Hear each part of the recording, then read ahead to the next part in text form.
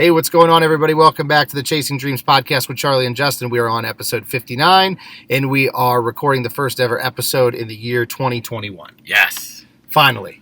Felt like 2020 was a long road. Yeah. You know, a lot of people have been saying, and I found myself a couple times saying it too, that worst year ever, hate 2020, all that stuff. But honestly, we got a lot of good stuff accomplished as well. Like, you know, I wanted to try to think about that a little bit when we talked today.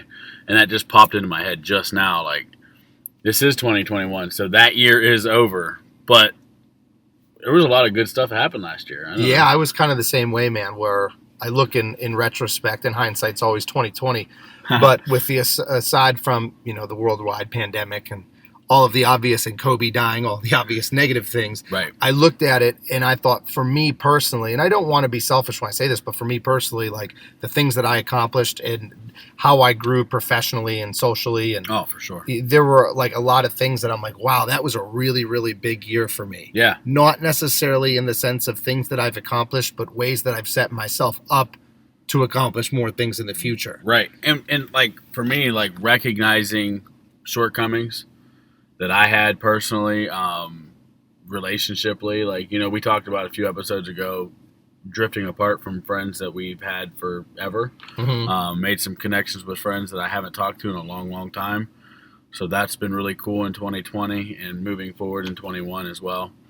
And then obviously, you know, we talked about my slight weight gain because of changing diet and kind of taking the foot off the throttle a little bit.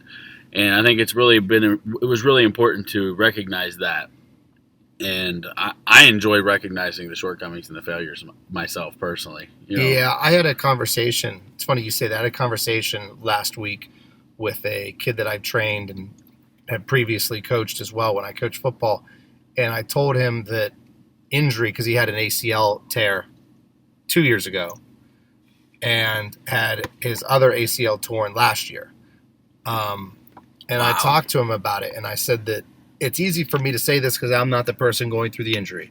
But now that you've recovered from both surgeries, I said you can look back and say that there are some benefits to come from that.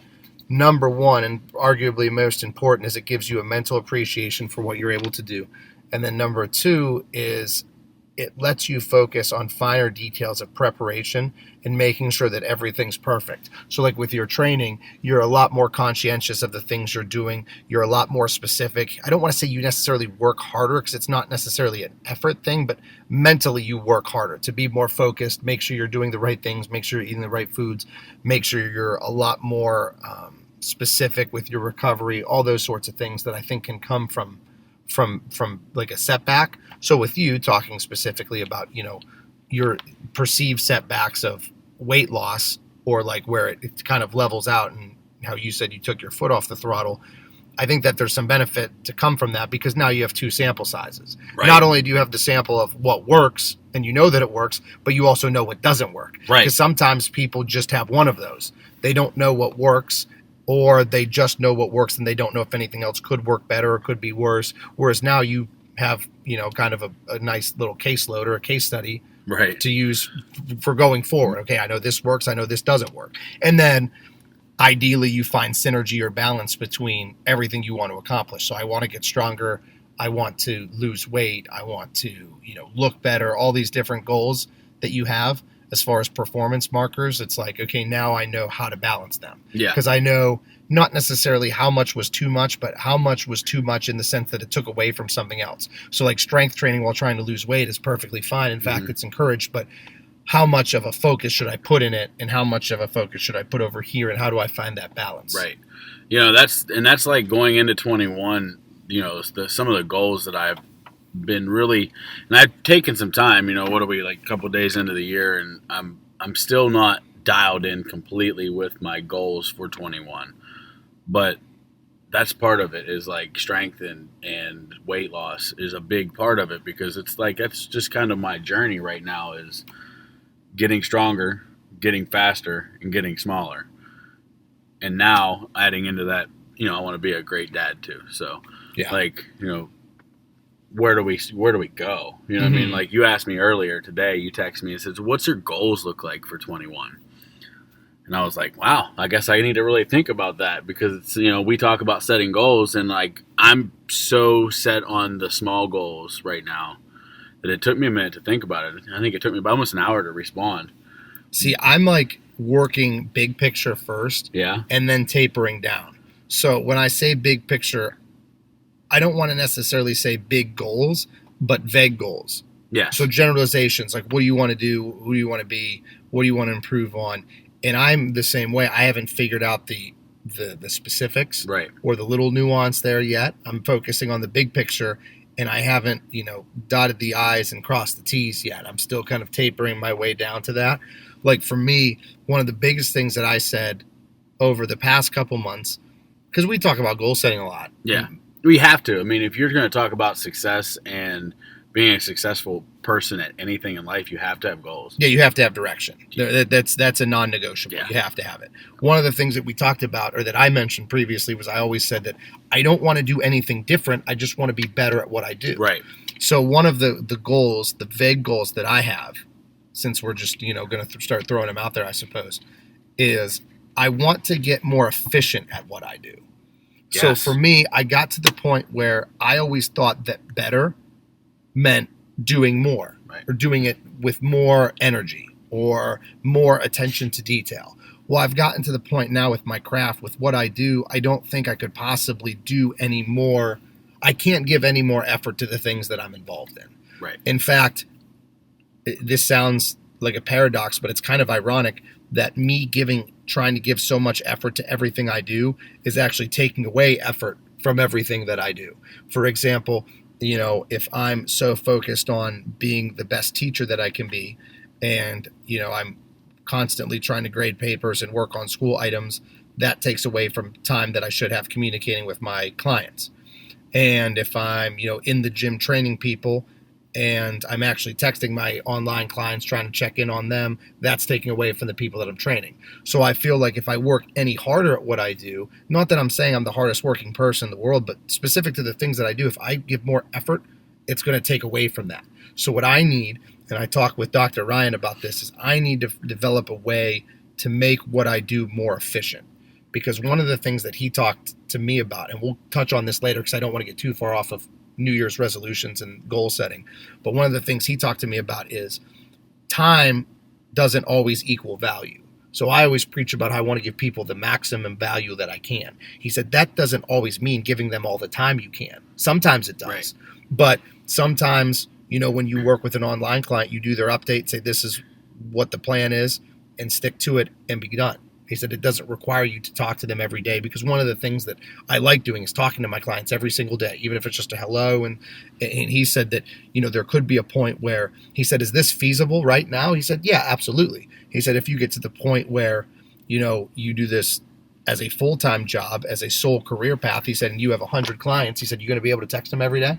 He said, no, it's going to be impossible. So what I'm doing now is, and let me use another analogy here. I always tell people, if you want to be a 250-pound bodybuilder, you got to eat like a 250-pound bodybuilder. You don't eat like a 150-pound bodybuilder, or where you're at. You eat how you want to get to. Right. So if I want to train 100 clients, I need to set up the logistics and the framework of my business to support being able to handle 100 clients. Because I can say to myself, well, I don't need to do that because, I have 15 or I have 20 or I have 25 or whatever. I don't need to, do that. Well, now it's gotten to the point where, well, okay, that in the foreseeable future could be a possibility. So I need to make sure I'm ready for when it happens. Yeah, you got to set yourself up for success. 100%. Like I've seen that in the gym, where I've gotten to the point now where I have, and this is a great problem to have, I have too many people that I'm training. Like I have people that I can't get in on a weekly basis, and it's not a question of me wanting to work. I mean, the gym is literally closed. Like right. I cannot do any more hours than I'm doing. This is all that I have. So need to find a way to streamline it. Does that mean I come up with a different model that's a little bit more group training specific, so I can train multiple people at once, or whatever? So long story short, that's kind of what I'm going to look at 2021 as, is how can I do everything that I'm doing, but set it up so I can do more of it in the future. Makes sense. Because what I'm doing isn't sustainable if I'm going to grow. It's sustainable now, but it's not like if you plan on growing, it would be like with you with the baby on the way. Right. Like you can have this all planned out about how you're going to live your life. You're going to dedicate this many hours to the gym, this many hours to fighting fires, this many hours to the podcast, this many hours to spending time with your wife. Well, now you throw your daughter in, and now all of that stuff is completely messed up. So you could say, I could write it down perfectly on paper, but now I got a daughter, things change. Right. So for us, I think that might be a good goal for both of us, is figuring out how are we going to make things more efficient and kind of streamline it so it's like a well-oiled machine going forward. I couldn't agree more, honestly, is like being able to perfect what we do when we do it and do it to the absolute top level of our ability is very important. Well, it's like training, right? Yeah. I mean, you get to the point where training becomes one of the ways to progress in training would be doing more, whether it's like more frequency, more volume, whatever. Well, you need to point the finger at efficiency. Like, I don't want to have a long workout. I want to have an efficient workout. Right. Sometimes that means lengthy. Sometimes that means very short. But it regardless of the time allocation, you need to make sure that it's efficient. So, like, if you're going to the gym and just going through the motions for 2 hours, it's a lot better if you go really, really hard for 1 hour. Right. And that's one thing that I've tried to preach and, be very, very adamant about with people is it's not necessarily what you do or how long you do it. It's how you do it. It's like the old cliche, practice doesn't make perfect. Perfect practice makes perfect. That's right. So if you're going to the gym, make the most of it. Use your time effectively. And I think that's a great place to start. But for me, I kind of got to the point where I was trying to do everything perfect, which is good. I don't want to discredit that. I liked it, but now it's gotten to where, okay, I can't give this much energy to everything. I need to make sure that I kind of streamline a little bit. Yeah, being that perfect all the time, or putting the effort in to be that perfect. Yeah, trying to be the perfect, right. Sure. Shooting for excellence every day in every single aspect of what you're doing almost gets you back to where when you were coaching football and you had to step back because you weren't bodybuilding. Yes. You were doing football and school and clients and online clients and all that, but you weren't focusing on Charlie. Yeah. There was zero growth there for me, literally and figuratively, where it was completely overwhelming because I just couldn't get any time in for myself. Right. And it's, and I hope everybody can appreciate that. You have to, for us to be able, and then when I say us, I don't mean me and you, I mean us as people. If we want to help everybody else, we have to help ourselves. That's why, when somebody asks me about losing weight or how do you start in the gym or what should I prioritize? And I say selfishness. You need to be a little selfish. Yeah. You have to take time to prioritize Justin. You have to prioritize Joe Listener, because if you do that, everybody around you is going to, as long as you prioritize yourself right. As long as you put the right priorities on, I put my priorities on, I eat right, and I go and do my training, and I do my reading, because I want to be the best that I can possibly be. And in turn, everybody that I come in contact with, I really hope that I can change something about them, change the way that I would have interacted with them before. So that is going to directly benefit them, right? And so selfishness is a benefit to everybody else if it's used properly. And don't you think, given that you have to earn the right to prioritize yourself selfishly? Yeah. So we've talked about before how the more serious you get at something, the more serious people take that for you. Right. So with me or you, we've shown for a long time, me specifically, getting ready for a prep, where I'm preparing for a show. People take that very seriously for me, and they're very courteous of it because they understand, well, that's what Charlie does. He takes this very seriously. I see how seriously he takes it, so I'm going to respect him, and I'm going to take that seriously also.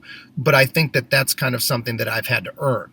If I was just starting out training in the gym recently and I started talking to people about, oh, I can't do this because I got to work out, or I can't do this because I got to work out, I feel like people are probably going to be pretty dismissive of that because It's like, you don't seem like you take this too seriously. How come you don't have time for me? So I feel like being selfish in a sense and prioritizing yourself is important, but I feel like you almost kind of have to earn that too. You have to earn the right to put yourself at the top in a sense. Yeah, absolutely. That's like the accountability thing. Like that's why using like social media for me to stay accountable. I post my workouts, I post when I do cardio, I post a podcast because it's accountability. So now everybody knows that that's a priority. On Saturday, you should expect a podcast to be released, and everybody does. At between 3 and 6 o'clock in the morning, I'm going to post about a workout at least 6 days a week. Yep. Between 6 and 9 o'clock at night, I'm probably going to post about doing some cardio of some sort, or a picture, or a random ambiguous number that nobody has any idea what it means. But there's consistency, and when there's consistency, people stop expecting you to change your plans for them when they know that this is important.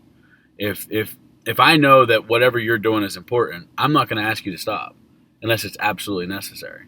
So like, people don't ask me to skip my workout. Like Christmas morning when I got up and went to the gym at 3 o'clock in the morning, my wife didn't even consider saying, "Hey, hon, why don't you skip today? It's Christmas." It's Christmas. Yeah. She knew that I was going to the gym regardless while she was sleeping. When I came home, I made breakfast and we did Christmas. It was awesome. When I told you, it was the same way with my prep, like where people would stop asking me to go out to eat, because normally when someone does a show, that's one of the things that like my first time clients who are getting ready for shows, or first time competitors when they're getting ready for a show, they constantly get nagged by their significant other or their friends and say, "Oh, come on, you got to go out to eat, come on." Whereas now that I've done it for so long, no one asks me. Like no one, when I'm dieting, no one asks, "Hey, don't you want to come out and eat?"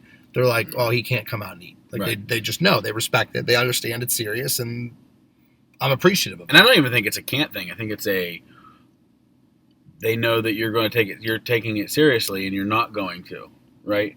So I guess you're right. I guess I could go out to eat. I just don't want to. Right. I'm actively choosing the route that's going to benefit me more.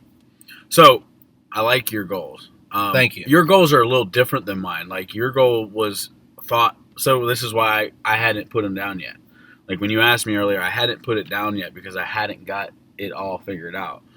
Because I started to think about like I said, small goals. I'm trying to set small goals. So I thought of what would be a accumulation of my small goals for this year. So like reasonably, where will I be in strength? Where will I be in weight loss? Where will I be in competition? So you and I kind of did it backwards. I looked vague generalization first. What do I want to do big picture? And now what I'm going to do is I'm going to taper it down and figure out what specifically I have to do to get there. Like I'm still going to make cliche measurable goals. Yeah. But I haven't gotten that yet. But I just want to get the big picture first. Whereas it seems like what I'm gathering with you is you see how much weight you're capable, you think, of losing, like on a weekly or bi-weekly basis. Yeah. You know, how much strength you're able to add to certain lifts or whatever. And then you're just kind of almost like having like foresight and calculating that out and say, okay, well, if I can do this every week, there's 52 weeks in a year, then I should be able to get about this much strength added or this much weight lost or whatever. Yeah, so that's basically what I did was I've thought about it a lot, and obviously I know I'm capable of losing 200 pounds in a year. You've done well over that before. But I'm not capable of doing that now. It's physically, like I would think it's physically impossible to do it again in a year, right? At my current weight, I would be sickly. You wouldn't want to lose that. Right. Much. So there's a percentage, right? So I don't know the percentage exactly, but my thought is I'd like to lose 100 this year. 110 would be cool. And we're right on track. I think we're going to be really close. I'm not going to push for that number like I did last time. Mm-hmm. You know, because that last or short term, right? Yeah. That last 2 weeks, if we fall short by 20 pounds or something, we're gonna ride it out and be 20 pounds short because it's not worth a setback. Because the mental setback, you know what I mean? Like that extreme diet after a long year and then falling short, it's just not worth it. And I think now that you have the foresight, though, you'll be able, and the hindsight of having been through it, I think you'll have the Right. ability to plan it out to where you won't have to say, oh, I'm not within striking distance and I only have 2 weeks left. I got to pick it up. You'll know Exactly. 6 months out, if you're on pace, 5 months out if you're on pace, 4 months out. Mhm. So you can adjust your training and nutrition accordingly. Right. So it's not, let's cram these last 2 weeks. It's like studying for a final. Right. You know, you're not going to cram for the final in the last couple of days. That's going to be a lot less effective versus studying a little bit every single day when you learn the content from your professor Mhm. and knowing, okay, I know most of this going into it. So just Basically adjusting. review. Yeah, you're just adjusting sooner rather than later. Right. So I guess my goals were like you said, mine are more numbers. Mm-hmm. You know what I mean? Like, so I'd like to set some strength goals, some strength PRs. We haven't talked a whole lot about that in a long time. Because we actually did. I have a couple recently, and I'm real excited about them. And I talked to you a lot about like the two for sure, the on bench, and they are technically with the slingshot, and I'm not sure how I feel about that, just because it's a training aid. Do we count it? Do we not? Blah blah blah. I think we count it Mm-hmm. as long as we talk about it. You know, it's not. This isn't a raw strength. I'm not bare chested. I'm using a training aid, but I hit 300 pounds. That's a pretty big deal from 115. Yeah. You know what I mean? So, like, looking forward, I'd like to try to push 405 this year once with the slingshot. And I'd like to be 350 without. Mm-hmm. I think that'd be cool. You know, there's always that number. Everybody's got these numbers, right? 405 on the bench, 405 on the squat, 500 on a deadlift. It's like the numbers that I've always thought of. Like, I thought that would be freaking awesome. Yeah. Is, you know what I mean? Like, because that's like almost 1,500 pounds Mm-hmm. in 3 lifts. So that's kind of the numbers right there. Really, is, you know, I'd like to be able to squat 405. You know what I mean? And eventually, I want to be able to squat 526, and I'd like to be able to deadlift 526, and eventually, I'd like to be able to bench press 526. Just because of that number, you know, that number hurts in my brain, and I never want to forget that number. For those people that are new to the show or haven't listened from the Day early one, episodes, Justin's body weight at his heaviest was 526. That's the significance of that number. Yeah, that was the last lie. Yep. So,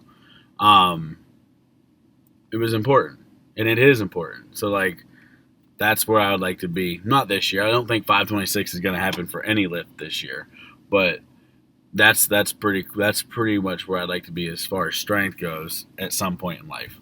I think it's pretty cool that you have like measurables, because that's where I want to get to.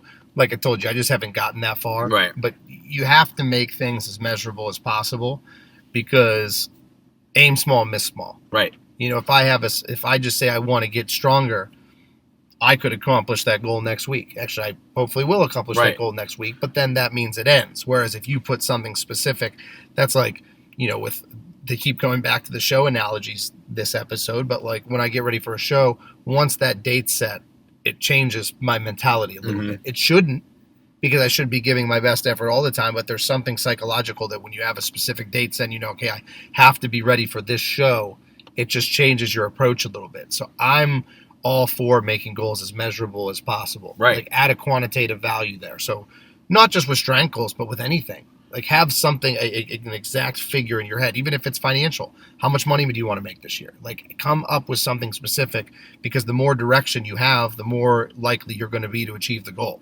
And that's a really cool thing that you said there, because you know how I am. I love strength and fitness and health and well-being and losing weight and having a solid mind and being the best person you possibly can be, Mhm. and using what we do to get there. Yeah. But I also like to try to help people to look at it from a professional standpoint or a relationship standpoint or emotionally or whatever.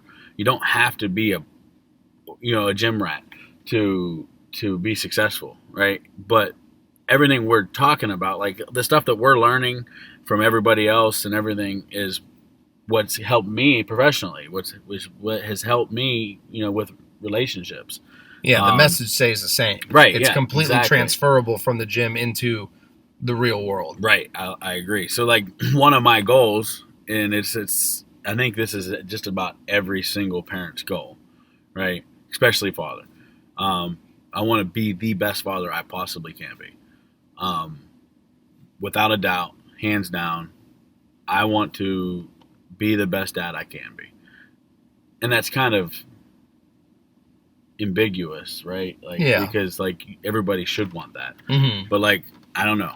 It's something big to me. So like, I'm planning like fitness events that I want to do with my kid. Yeah. You know what I mean? Like, she's not even here yet. So like, I want to do my first marathon this year. I don't know if I'll run it, but I want to compete in a marathon this year, and I want to do it with my daughter. I think that would be cool in a stroller, at least part of it. I don't know. She's going to be awfully young, so I don't know if she would make it through the whole thing, but I would like to compete in a marathon with my kid. I think that would be cool. Yeah. And like, you know, leading up to that, obviously I'd have to condition her to doing that motion. So I get to spend so much time training with my daughter at an early age that I think that'll be cool too. Is something I want to talk about later, not in a future episode, is like how much her life means to me. Like, as far as, I don't want her to go through the stuff I put myself through. Yeah. You know, extreme weight gain, depression because of my extreme weight gain, you know, the self-doubt and the self-hate because of it, you know what I mean? And I did all that to myself, like, you know what I mean? So like, I want to do everything I possibly can to make sure that she knows that like being active and going for walks and going to the gym and eating healthy is not a chore.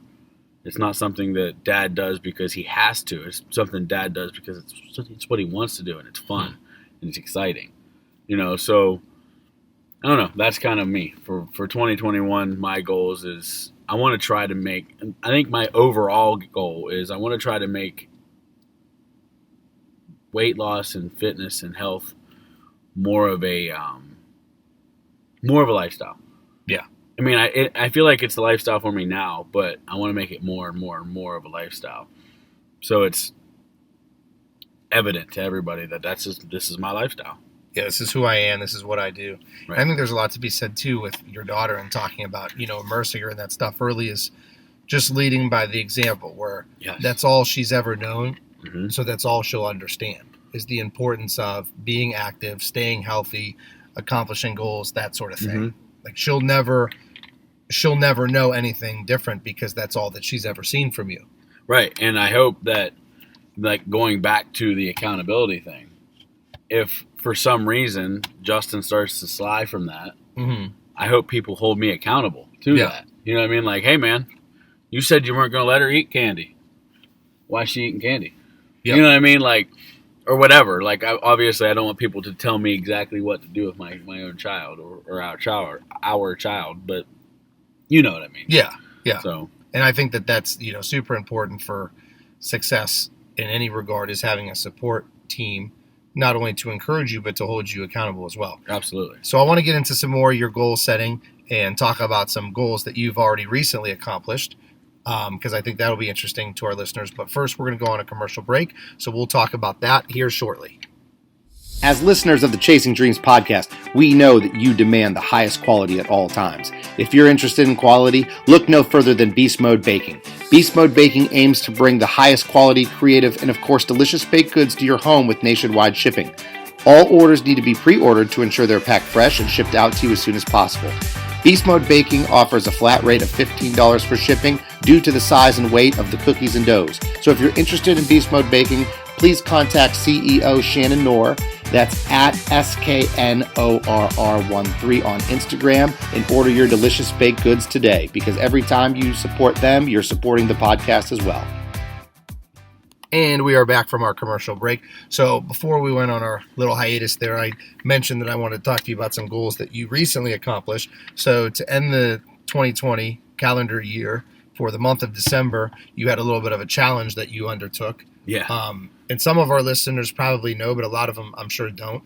You were posting, as you alluded to earlier, these random numbers. Yeah. Where it was in increments of 100. So it was 100, then 200, then 300, then 400, all the way to 3,100, which I'm assuming that most of them put together, that was doing 100 of something every day during the week. But what exactly were you, or every day of the month rather, what exactly were you doing for those, and kind of explain to our listeners what that whole experiment was? Okay, so basically, everybody knows that I recently became a firefighter. And so I immersed myself in everything that is firefighting. I followed this page on Instagram called Fit to Fight Fire. And one of the things that they talk about is becoming and being the firefighter you want coming to your house, and never settling for mediocre or okay. I think that's pretty powerful to think about. And you know what? Oh my God, is it? Like, it hit me in the face. And I was like, I looked in there, I was on, like, just, finished in the bathroom. I was playing on my phone, and I got up, washed my hands. I'm looking in the mirror, and I'm like, I haven't looked in my accountability mirror for a while because we moved some stuff around, and my Post-it notes aren't on the mirror anymore, which is going to have to happen again because I need it. But I looked in that accountability mirror, and I looked at myself, and I said, are you the guy I want coming to save my wife and child? Are you the guy that I want to save everybody in this house from a fire? Mm-hmm. And the answer was no. I didn't like it, and that's bold because, like, I've everybody keeps telling me I've come such a long way and I've done so much stuff, but, like, really, I'm not fit to fight fire yet. Like, I am. I'm better than I was yesterday, and tomorrow I'm going to be better than I am today because that's something that I'm doing. So, anyways, they had this challenge. And they came up with it in November. And I don't think they came up with it in November. I think they do it every year. But it was 3,000 burpees in the month of December. So basically, you need to do 100 burpees every day for 30 days. And obviously, there's 31 days in December. So they said take Christmas Day off. But every day other than Christmas Day, do 100 burpees. And I just didn't like the whole taking a day off thing. So you went with the extra 100. So I went with the extra 100. So it was weird because I commented on the post right now and said, absolutely, I'm in. And I kind of explained who I was and a little bit of my story. And I had never done a burpee since high school, like up until December 1st. Let me tell you something. The first 100 were tough. Oh, yeah. So I posted that I was going to do the challenge on my Instagram story one time.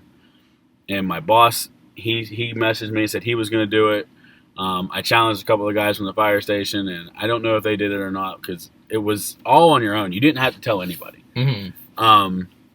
But because I had said I was going to do it, I wanted to make sure I kept with the accountability theme. But I didn't want to tell everybody that I was doing it every day. I don't want the attention. I don't care about the attention so much. So the black screen with the random number on it was, I don't know, it was right off. It was off the cuff. I finished my first 100, which, let me tell you, took a long time to get a routine or a groove. I did them in sets of 10 for a while. So 10 sets of 10 was tough. But I did 100, and I held my camera in my hand, and I took a picture of my hand, the black screen, and I typed out I did it on Snapchat, actually, and made it big and saved it, and I posted it to my Instagram story. Or my Instagram account, which then shared it to our Facebook account on for the Chasing Dreams podcast. And I was like, well, I did that, so now I have to do it every day. Like, yeah, because somebody's going to say, what happened to all them numbers? And, like, where'd they go? So it was just kind of like I had to do it. And then it got to be Christmas Eve. I did Christmas Eves. And by the time, I'd say by about the 15th or the 16th, I started doing sets of 25. Okay. And it felt good. It felt real good. And then towards the end, I think the last 5 or 6 days, I did have to do a different variation of burpee, which I talked to one of our previous guests, Shannon, our sponsor, and she does burpees every day, which we're going to talk to her again pretty soon, I hope, about her crazy HIIT workouts. But she's like, there's all kinds of different variations of burpees. So I started looking into them, and there's a little bit easier on your shoulders and my wrist, because of my left wrist, it's pretty rough. The burpees was just killing my wrist, like every day, doing 100 a day. So I started doing incline burpees, which aren't exactly, kosher, I guess, but I did the best I could. Mm-hmm. So I ended up getting 3,100. And it took about, I'd say, 18 days before I got the first question. Somebody said, "What is 1,800 mean?" And so I explained it to them, that this is just my way of showing that I want to be the best firefighter I possibly can be. I want to bring the guy to your house that I would want coming to mine. And it was important to me because when I signed up to become a volunteer firefighter, I took that as serious as I possibly could. I'm not in it for the t-shirts. I'm not in it because of it's cool and it's fun, because it is. It is cool and it is fun, and it's every little boy's dream to ride in a fire truck and get to do that fun stuff, But I really try to think about every call as this is somebody's worst day.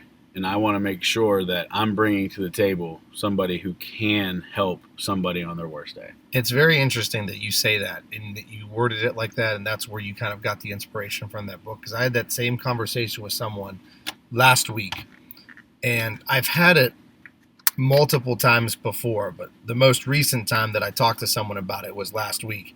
And I said that my goal is to always be the person that I wish I had in whatever realm that I'm invested in. So like if it's teaching, I always wanted to be the teacher that I wish that I would have had in 5th grade. Or if I'm a coach, I want to be the coach that I wish I had, or the trainer that I wish I had. So I always try to put myself back in my shoes when I was that age and try to understand what I needed, like the amount of communication I needed, the amount of motivation I needed, the amount of support I needed, especially, and I even have to turn it up even more so because not everybody had the same support system that I did at home.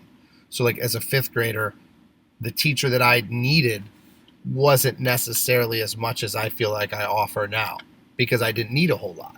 I didn't need my teachers to be good role models for me. Thankfully, a lot of them were, but I didn't need that because I had parents, who were good role models. Now I didn't have coaches that needed to stay on me because of my grades, because, my parents did that. I had a good support system, and I was, internally motivated to get good grades. So I didn't need that, but I want to provide that to the kids that don't. So it's interesting how you worded it, saying the firefighter that you would want in your life, because essentially I did the same thing with things that are a little bit less important, like training. Like I said, I want to be the trainer that I wish that I would have had growing up, or that I think would have maximized my potential growing up, or whatever. I disagree with part of that. I don't think it's less important. It's just in a different realm. It's just in a different arena. Yeah, less life or death, I should say. Yeah. Less serious. Maybe not less important, but less dire. Right. Yeah. I mean, it's less right now. Yeah. But I mean, it's still important. Like being the best at whatever you're doing is what we should all want. I don't ever want to come across as being okay with being mediocre. Yeah. No one wants to be okay with being okay. Right. Exactly. So that was, the end of 2020 challenge. I'm pretty hooked on these challenges anymore. So, right now, I'm actually in the middle of I'm doing 100 miles in the month of January. Run, walk, crawl, bike, doesn't matter. I'm doing 100 miles of cardiovascular exercise in the month of January. And it's the foundation, I believe, and correct me if I'm wrong, if somebody knows exactly of the challenge, but it's stop soldier suicide. It's a theme of mine that really reigns supreme. I did 2 rounds of the 22 days of push-ups every day for PTSD awareness last year. And it's kind of the same thing. 22 veterans or soldiers kill themselves every single day or attempt to. So whenever it popped up on my Instagram feed, and I was like, click, I'm doing that. Didn't even think about what that entails. So basically, I'm doing a 5K a day now in January, and I'm not going to do it on a treadmill because that's not okay. It'll be outside. I don't care the weather; it doesn't matter.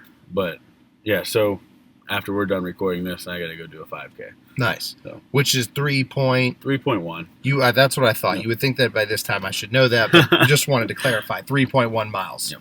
For those that don't know.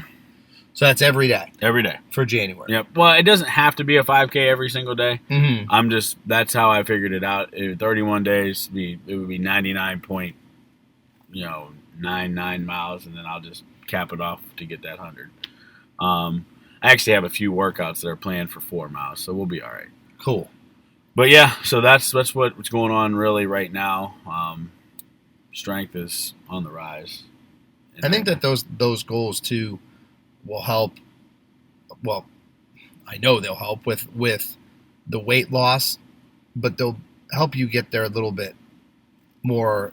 I don't want to say easier, because I don't mean easiness in the sense of like achievability, but it's a lot better for you to do it that way versus setting weight loss goals, because the weight loss is going to happen because of those other goals. Yeah, it's just it's a side effect of you're not going to be able to do 5Ks every single day and not lose weight. Yeah, exactly. Yeah. So I think that you went about it, because sometimes with goal setting, I think people put, the horse in front of the carriage, or the carriage in front of the horse, so to speak. Well, what they'll do is they will, say, oh, well, I want to gain 30 pounds of muscle, and that's their only goal. Well, why don't you say, I want to progressively add X amount of calories over the course of, X amount of months, or I want to set strength goals or performance goals that are going to help with building muscle, because then the muscle's going to come. Whereas if you just, throw out arbitrary numbers with, vague generalizations, I don't think it's really going to manifest itself in the end, because you got to have a roadmap. Yeah, of course. You got to draw yourself a map and plan out the way to get there, you know what I mean? Or 20, last year happens to like it did for me.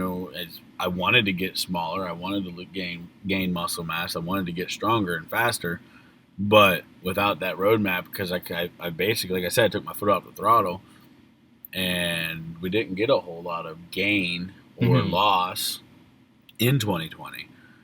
It's not 2020's fault. It was Justin's fault. He got comfortable. Yeah. So, I drew a roadmap this year, and we're going to see just how effective drawing your own roadmap is, right?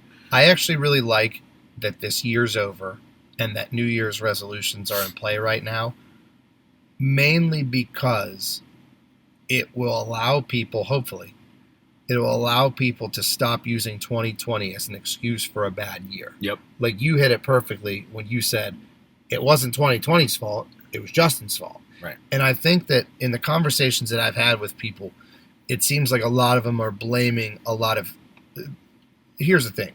They're blaming all their issues on 2020. Right. Some of them, that's a valid excuse. It's unavoidable. So, like, if people have lost their job, so they're running into financial issues because of the pandemic, like, perfectly understandable. I get that. But they're allowing 2020 to be an excuse to, like – derail everything. Yeah, absolutely. 100%. Yep. Completely derail their life. And I'm glad that that's over, because now I'm hopeful that it'll give people a fresh new start mindset. Yeah. Like, that's the thing, is like the calendar year really means nothing, but it's always nice for people to just say, okay, this is new, this is fresh, I'm going to put everything behind me, because everything that's in the past is in the past. It's gone. Yeah, because you can even, I like what you said there, that fresh new mindset, right? That fresh new start. Like, when I started my weight loss journey, it was, the 22nd of November. I could have waited till January. Yeah. But I didn't. And kind of wish I would have now, because then it would be it's easier to count the days. You don't have to think about the date. You know what I mean? But whatever. No worries. No big deal. But now, that fresh new mindset. So now it's the 2nd of January. If you want to get restarted, you want to let it all go, start today, start fresh, let's go. That's why a lot of people will say that they're not in favor of New Year's resolutions, because if you want something bad, start now. And I get that. I also like to play into the psyche of humans a little bit, and I understand why people like starting on the 1st. I get that. The only problem is that oftentimes it's not sustainable. I don't know why. I guess I do know why. It's probably just because it's not as important to them as other things. So, Well- like, if you want to lose weight, it's not that it's not important to you. It's just less important than eating junk food. You prefer to Right. eat junk food than you do to lose weight. Right. Well, typically, I've seen too, like, and I know this. I can say typically because I've seen it with myself that a New Year's would come, and I'd say I'm going to lose 50 pounds this year. I'm going to lose weight this year.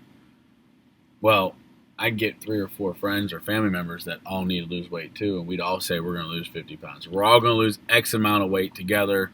We're going to go to the gym. We're going to eat right. We're going to hold each other accountable. When Susie and Timmy stop, why would Justin keep going? Because I don't need to. And my accountability train is derailed. So that's why I don't like New Year's resolutions. Because I like when I got the emotion that I wanted to lose weight, and it was an emotion, right? It was an emotional response to a feeling that I had about myself that I hated. I wanted to change it. Mm-hmm. And I woke up on like a Tuesday and called a doctor and made a doctor's appointment. You know what I mean? Like, and said, this is going to happen. I'm done. Like, I don't care what it takes. I don't know where to start. They're going to tell me. And I made the choice to make it happen. Yes, there were people that told me that I should do it, but they've been telling me I should do it forever. Yeah. You didn't wake up at 28 years old and realize you were overweight. Right. No. Yeah. No. I knew my whole life for 20 years that I was overweight. Mm-hmm. So I don't like the New Year's resolutions, but I can respect it, and it's kind of a goal of mine. So when I hear somebody say, I'm going to lose weight this year, and it's a New Year's resolution, you got an accountability guy. Yeah. So don't tell me you're going to do it. Yeah. Because I'm going to keep on you until you tell me to mind my own business. Well, especially it's disheartening for me when I see people, because I know that people genuinely want the change that they're asking for, but it's disheartening for me when I see people who put out these goals and they're the same goals every year. They never get close to them. I want to lose weight this year. You know, let's say they weigh 300 pounds. They want to lose weight. December 31st, 2021, a lot of them are going to be 300 pounds. Or bigger. And then they're going to start it again. And then they're going to start it again. And it's just like that lack of passion to be so invested in it. And like with you, you know, you mentioned one of the early impetus for all of this, or one of the early ones, was wanting to be a father. Mm-hmm. Be a father that's alive. Right. You know, not just be the best father, but just be capable of being a father physically. And that kind of sparked it. Well, now, you know, that you're 6 weeks out from having a first child, that's even more profound, because it's like, okay, well, you said this is what you wanted, but now you're getting what you wanted. So it's like people who want a diet for a bodybuilding show, and then they get a couple weeks into the diet, and then suddenly you have to tell them, this is what you wanted. Do you really want to be a bodybuilder, or do you just want to look like a bodybuilder? Everybody want to be a bodybuilder. That is the truest statement ever. Is everybody, and it can be transferable to all successes. Right. So for people that aren't familiar, Ronnie Coleman. Okay, you said it for me. 8-time Mr. Olympia, one of the greatest, arguably the greatest bodybuilder to ever walk the face of the planet. Very simple guy, had a lot of funny cliches that he would shout in the gym. And one of the things he would always say in the gym was, everybody want to be a bodybuilder, but nobody want to lift no heavy expletive weight. Yes. And that is a perfect analogy, that everybody wants to be successful, but very few people want to do what it takes to be successful. For example, the bodybuilding thing. Right. People want to look like that. Like, everybody wants that. Most people want to be lean and have muscle and look well put together physically, but they just don't want to do all the stuff that goes into it. Right. And quite frankly, being someone that lives them, I get it. Yeah. I understand you don't want to do this, for sure. That drives me. Sorry, there's just one thing, one area of that, right? People that ask me how to lose weight, and the first thing that I tell them is, one of the first things you told me is, drink a gallon of water every day.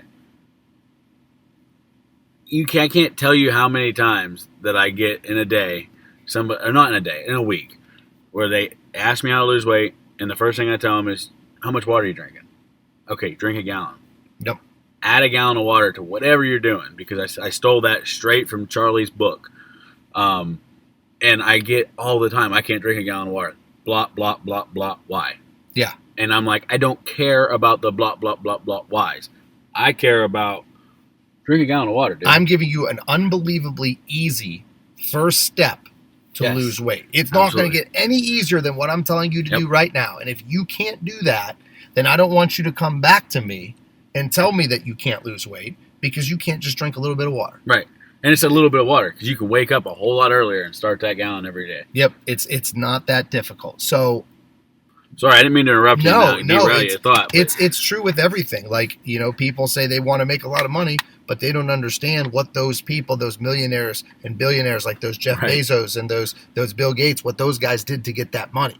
And I don't want to sound corny here, but the grind that they had to do. Right. It doesn't just like how many times do you see the pictures of Jeff Bezos where he's in his garage or something when he first started Amazon, working at a little desk. Right. Now he's the richest man to ever live. Right. So like, people want these goals, and they do want them. It's not that they don't want them. They do want these New Year's resolutions. They do want to be wealthier. They do want to look better. They do want to be healthier. It's just they like comfort more than they like those things. And until people understand that you got to get comfortable with being uncomfortable. Yeah, until they realize that there's pretty much a direct correlation between success and the amount of uncomfortability you're going to have to feel, you're probably never going to get better. Yeah.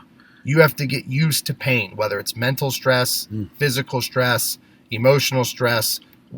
Not that I'm advocating for stress, because we try to mitigate that when we can, but you're going to have to be uncomfortable. You're going to have to do stuff you don't like. And another old saying from Ronnie, and I don't know, I'm sure Ronnie wasn't the first person to say this, but he used to say it all the time, is if you always do what you've always done, you always get what you always got. Right. Every single year, if you continue to make 2021 a year where you say you're going to change and you don't, and you continue to do the same things, you're never going to get any results. If you want to look extraordinary, you have to do extraordinary things. When I train people, I always tell them, there's thousands and thousands and thousands and thousands of kids across the country doing exactly what you're doing right now. So I don't want you to pat yourself on the back saying, oh, I got a good workout today, because there are hundreds of thousands, millions of kids that did the same thing. So what are you doing to take the extra step to separate yourself? What are you going to go home and eat? Right. What time are you going to go to bed? What time are you going to wake up? How well hydrated are you? What's your nutrition going to look like tomorrow? How are you going to help minimize emotional stress? How hard are you going to work the next day? And then can you string those days together for years and years and years to then be better than that other person that works out every day? That's like, whenever, because there's so many people losing weight doing cardio. When people ask me what my cardio looks like for today, and I tell them I'm going to go for a 3-mile walk or a 3-mile run outside, and it's January, last January, and it was icy and snowy and rainy, and I would pass people on the road we're sitting right next to. Mm-hmm. I'd be running, big fat guy running, and I'd be passing guys on their way to the gym eating their pre-workout meal, which a lot of them eat was burgers and fries. But and then I get back to the gym with icicles off my eyebrows and out of my nose, and they'd say, "Why don't you just use the treadmill right there that you're sitting on to change your shoes to finish to go stretch?" Well, because that's what everybody else is doing. I want to do something different. Yeah, I want to go that extra mile. I want to control every aspect that I can to make my journey successful. Because that's all it's about. Is I want to make sure I'm doing what I got to do to be who I want to be. Mm-hmm. You got to be the firefighter you want coming to the house. Yes, I got to chase my dreams. So hopefully that serves as a little motivation for our listeners. I think that is a pretty good place to end, because we talked about our goals, how we intend to reach them, and then hopefully provide a little bit of, I know you don't like this word, but a little bit of motivation or inspiration for people to see what it takes to go into them. And then I hope to re-listen to this episode myself throughout the year, hopefully saying, hey, you said that this is what you were going to do, and you talked about being uncomfortable, and you talked about this and about that. What are you going to do? Yep. Like, how often am I going to be willing to set aside comfort for self-improvement? Absolutely. That's what you have to think about. And I'm just going to keep going back to, because I've weighed heavy on hashtags this whole journey, even though I don't really still don't really understand the exact meaning of a hashtag. I like them because I don't know. I hope that they inspire people to do something. But you started a hashtag recently for me, Road to 250. I can't wait to change that one. Yeah. Yep. And I have an idea, but I'm not going to release the idea until Road to 250 has been achieved. So that is the next mission. Yes. All right. Well, I think that's a good place to wrap it up. Yep. So with that, we have come to the end of another episode of the Chasing Dreams podcast with Charlie and Justin. This has been episode 59. As always, thank you so much for tuning in, and we look forward to another great year with everybody. And hopefully we will hear back from you guys next week. Unbreakable, unstoppable.